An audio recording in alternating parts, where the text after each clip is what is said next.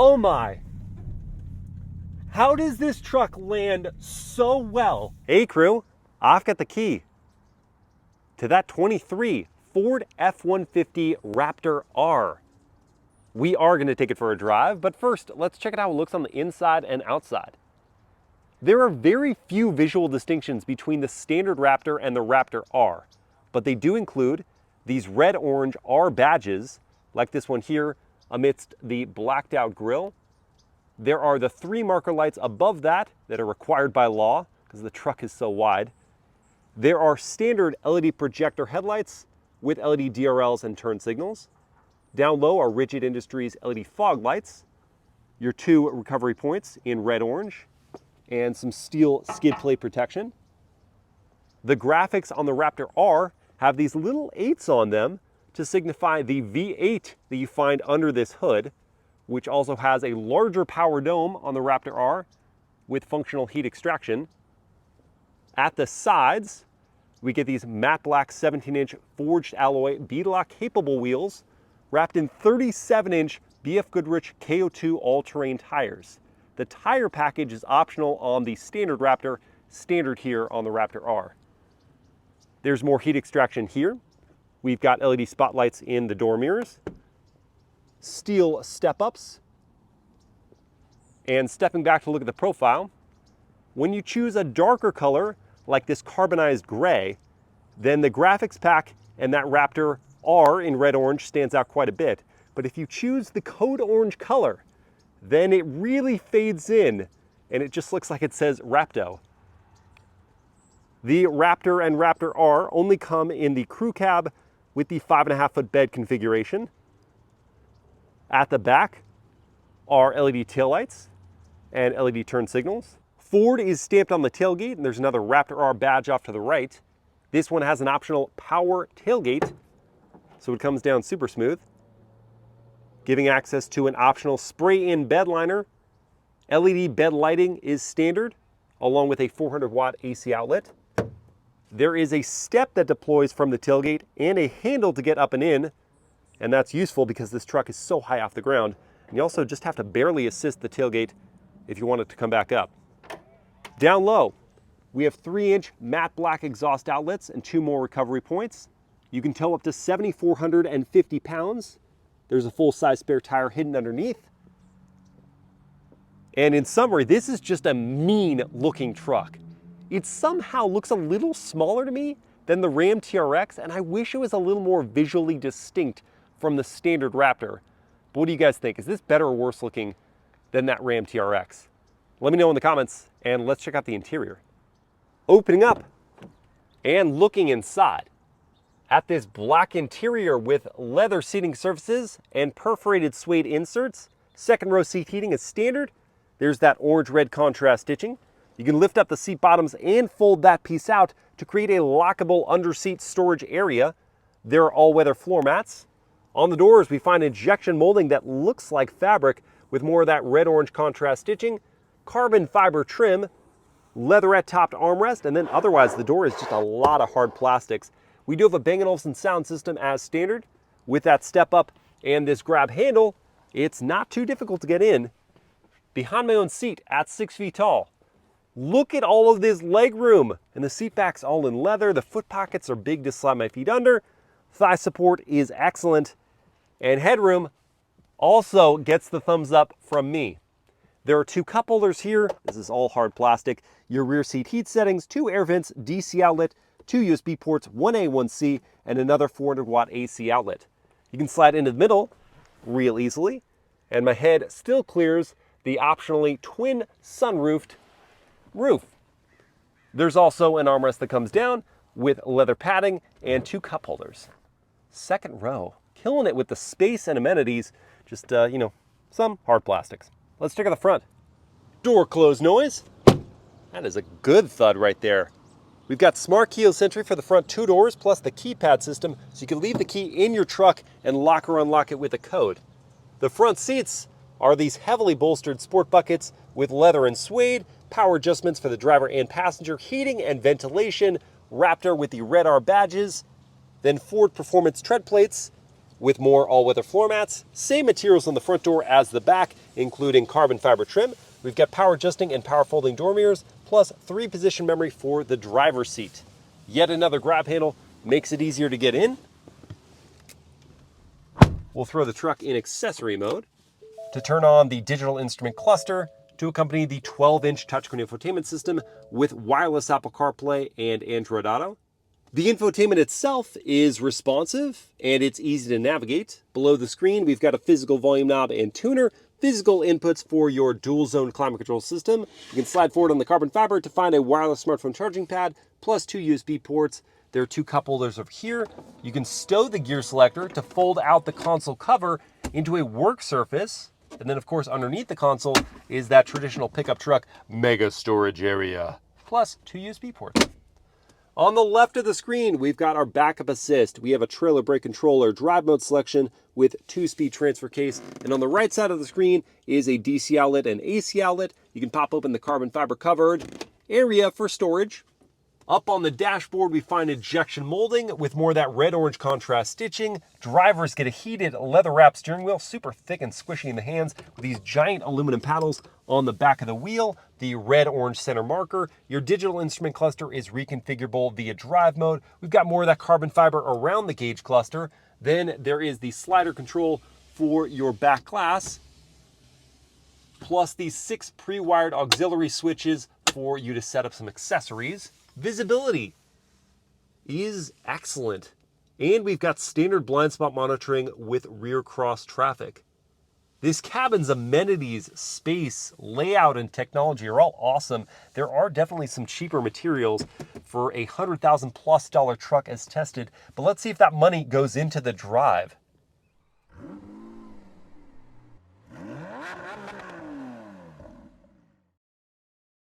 All right, let's fire it up.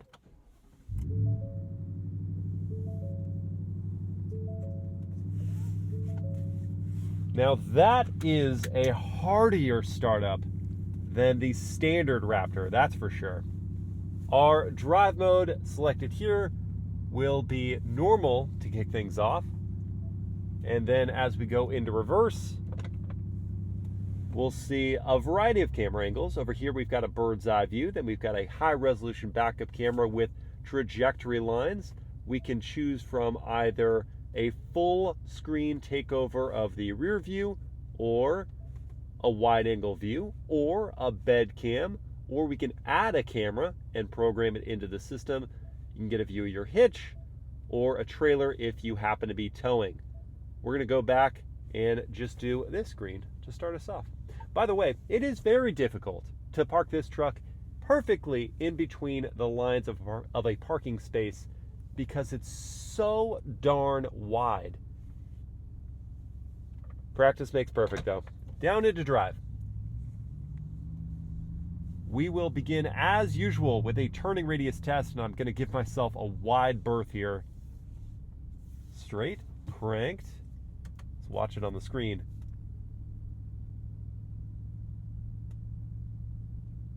You know,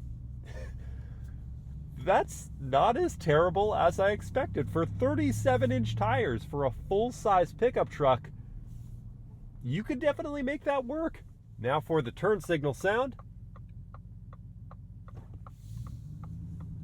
I don't mind it. And so as not to scare this woman right here, I'll wait on the world-famous horn test. All right, we're good to go. Sound very car-like. That doesn't sound like a truck horn. Thankfully, this powertrain more than makes up for that. We've got a 5.2-liter supercharged V8, putting out 700 horsepower and 640 pound-feet of torque. That is the same supercharged V8 you find in the Shelby Mustang GT500. The only changes being that they had to adjust the supercharger pulley to provide more low-end torque that's needed for a big, heavy pickup truck, especially one that's going to go hack it off-road. And they also tweaked the ECU to account for the additional airflow coming into this massive grille. Lot of power, and yet channeled through this 10-speed automatic gearbox with the smooth shifts and routed to either the rear tires or all 4 tires via a part-time 4-wheel drive system, it's very easy to manage, as is the brake pedal tuning. You get a great sense of that pedal, so you can apply smooth pressure and creep up to a stop, and then out of the hole.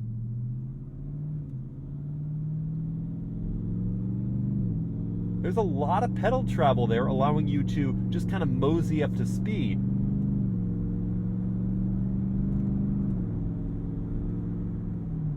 The ride quality is what is impressing me the most about this truck initially here. This Fox live valve remote reservoir suspension system provides, I'm not overstating this, luxury car levels of dampening. The dampening is so thorough that you stay perfectly relaxed. Yes, there's the sway of a top-heavy pickup truck as you go over undulations, and you've got the chatter of the solid rear axle at speed. But the ride is so smooth, and these seats are so crazy comfortable.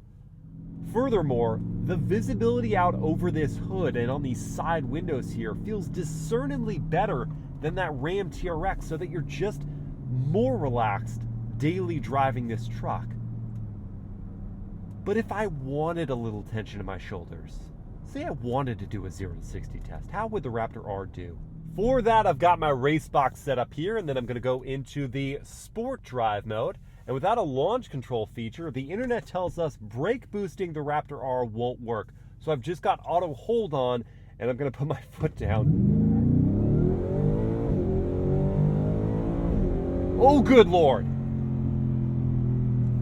Oh, good Lord. 3.89 seconds to 60. In a pickup truck. How is that possible?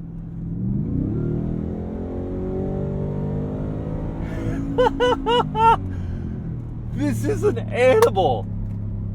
The Raptor R is ludicrously quick. And that was a real world test, not a prep surface, not perfectly flat. You can see how independent tests have seen as quick as 3.6 seconds to 60. Just absurd acceleration. And the mid-range does not disappoint. When you put your foot down in auto mode, not manual shifting, the 10-speed is quick to downshift and just launch you into the stratosphere, and that exhaust absolutely wakes up. Now, I don't hear a lot of supercharger whine, I just get a lot of that guttural V8.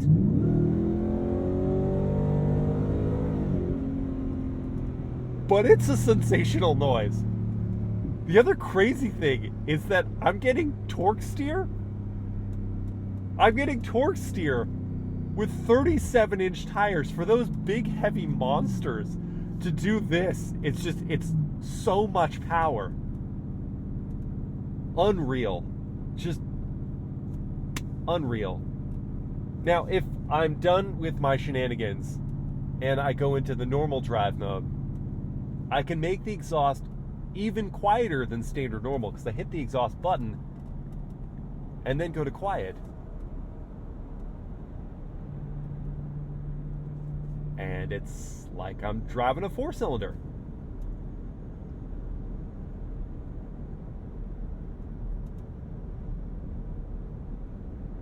This mode is going to make your neighbors very happy. And furthermore, despite the unaerodynamic shape, the Raptor R is not loud inside the cabin. It's very well insulated. The tires are not even making a ton of hum.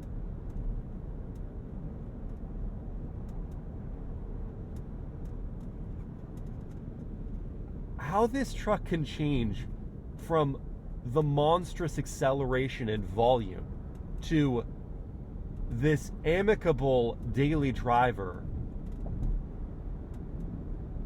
is an absolute feat. But we're not done with it yet. All right, guys. Now, I know when you heard me say off-roading and you thought Raptor R, you were hoping I would then jump the truck, which is precisely what we're about to do. So let's go into the Baja drive mode, which is going to lock it in four-wheel drive high and turn off the traction control system. Then we're going to hope that the intense engineering that went into this Fox live valve remote reservoir suspension with 3-inch tubes and 13 inches of front wheel travel and 14 inches of rear wheel travel yield a pretty good jump.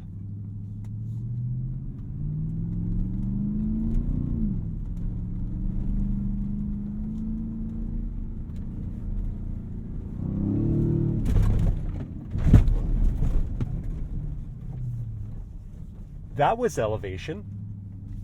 That was glorious, composed, blissful elevation. And I think I want to do it again after we go through this puddle.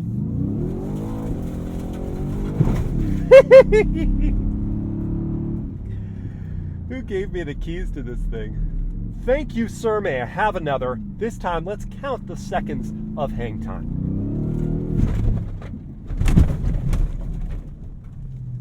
Oh my! How does this truck land so well when it takes off on a jump and gets a little cockeyed midair? This suspension system is unreal, and we landed so softly. We're gonna do the puddle again, aren't we?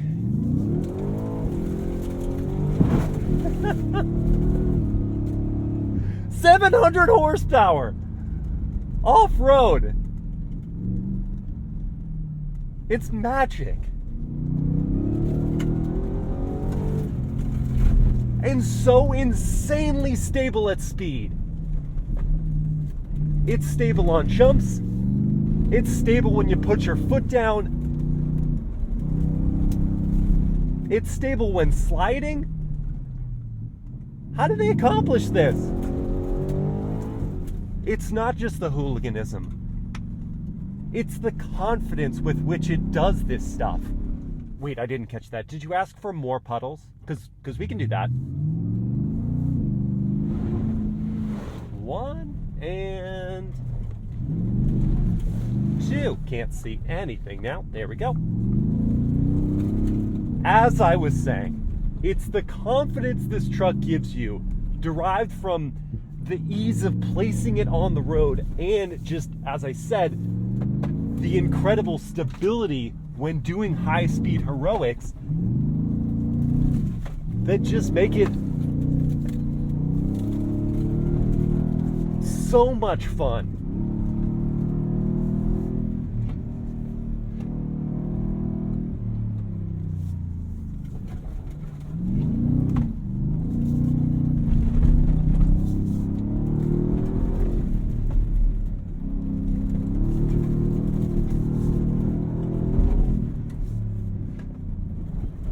How can you not love every minute behind the wheel of this thing? How is it possible?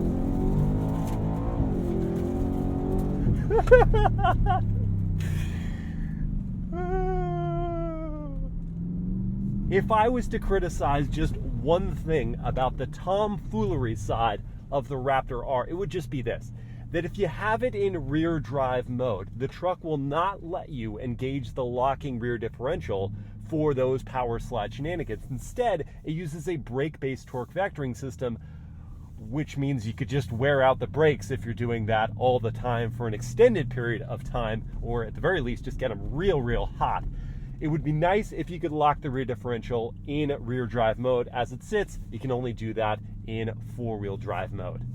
But that does lead me to the other side of the Raptor R's off-road capability, which is low-speed obstacle overcoming. And so we're going to go into neutral and engage four-wheel drive low.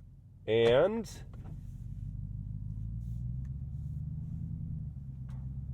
we are now in for low. Traction control is off, and we're in the off-road setting.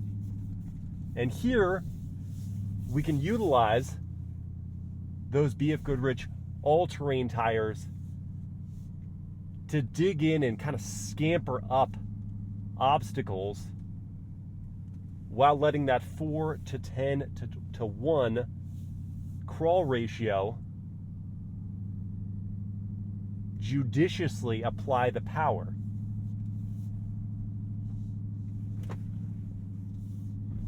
We have 13 inches of ground clearance.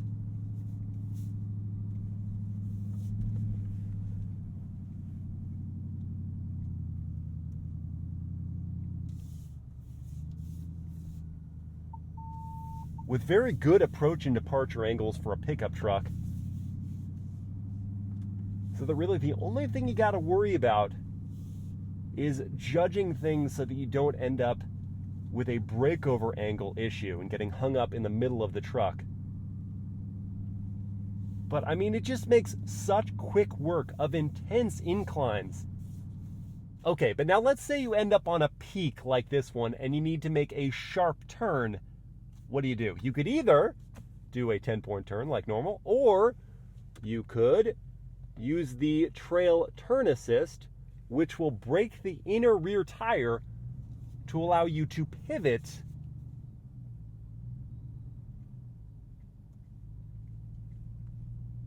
and make a turn that this truck would have no chance at without that. Okay, and now we're facing a steep decline, which will give me the opportunity to use the trail control system. This is like off-road cruise control, and I can work this in half-mile-per-hour increments to adjust the speed at which I descend. And I'm not using the pedals here. I can just focus on steering. And you can use this going up or downhill, which is really going to take a lot of the stress out of these kind of situations.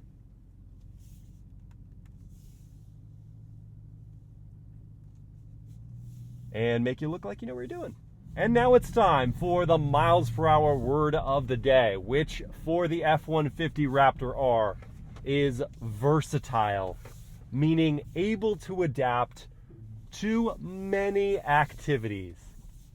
Because I just can't get over how many things you can throw at this truck and it will just nail. You want it to daily drive, it'll do that comfortably. You want to send it off a jump, it'll do that with assurance. It will land softly, it will then blister on the dirt, it'll slide its tail around, it will crawl slowly and capably over obstacles. It just does it all with incredible finesse and insane poise.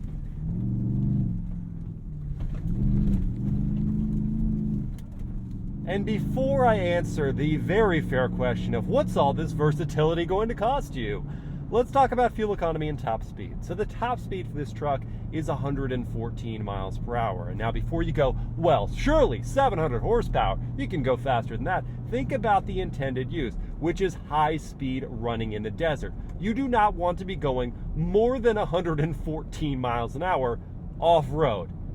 The next thing, fuel economy. It's 10 mpg in the city, 15 on the highway, and 12 combined. It is abysmally fuel guzzling. Ooh, squirrel. Oh, did I get him? He made it. Somehow that squirrel made it. He is not dead in the roadway. The squirrel made it. The price of all that, it's $109,000 to start, which is about 39 grand more than the non-R version of the Raptor costs. And this one is tested, because there are so few options, is about $2,000 more than that. It's just under $112,000. But what about the competition, Miles? Surely the competition is equally as expensive. Not really.